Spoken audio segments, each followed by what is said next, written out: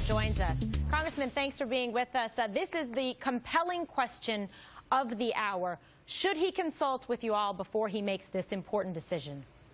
Well, I don't think there's anything wrong with consulting with us, but he can't use that as an excuse for inaction. The reality is he has the authority to go after ISIS in Syria under both the use of force that happened after 9/11 and in Iraq because of still a use of force that exists from the Iraq War. He has every right to go after him. The reality is, though, he's using coming to Congress as an excuse for inaction and for delay. It's what happened a year ago, basically, right about now in Syria when he said, hey, you know, look, I have the authority to go into Syria, but I'm going to consult Congress because democracies are stronger when we do that. And he used Congress as the reason that he didn't ultimately do anything. And I think history has shown that that inaction, that continued dithering about what to do, has actually led to even much bigger problems, not just here, but frankly in how Putin is analyzing his ability to stand against what's going on there in Ukraine even.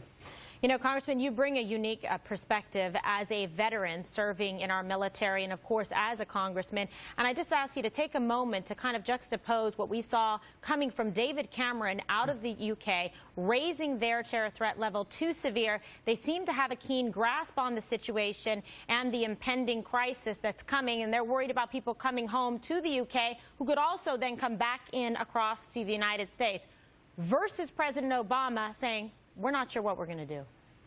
It's unbelievable. I don't care if he was talking just about military action in Syria, which he should be having a plan for anyway, and you know the Pentagon has it on the table.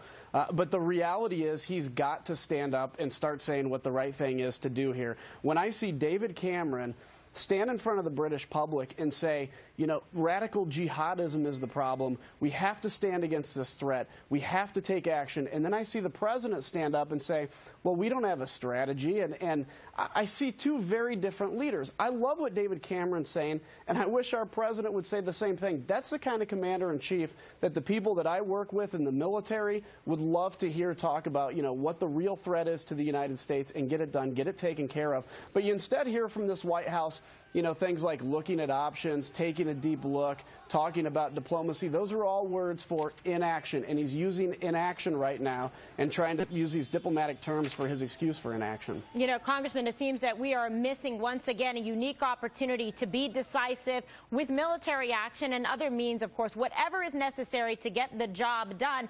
Now, you yourself actually called for airstrikes just back January of this year. You're on record saying what needs to be done.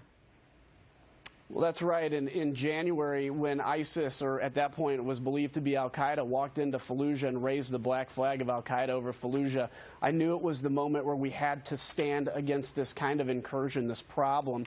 And had we done it then, I don't think I'd be on your show talking about ISIS today. I think we'd be talking about something else. But the reality is at that point, there were maybe 2,000 ISIS. Today, there's tens of thousands of them without decisive action today. And we can continue to you know, say that we have to do all these other issues, looking deeply at stuff. But until we do this, this problem's going to continue to grow and get worse. We need a president who's going to stand in front of the American people, say what the problem is, define it in very definitive terms, and then take action. And you know what? ISIS will tremble in their boots if they see a president that's willing to use the military against them, because they don't stand a chance against the military of the United States of America. All right. You heard it here. Congressman, thank you for your time this evening. Thank you. And as Britain raised its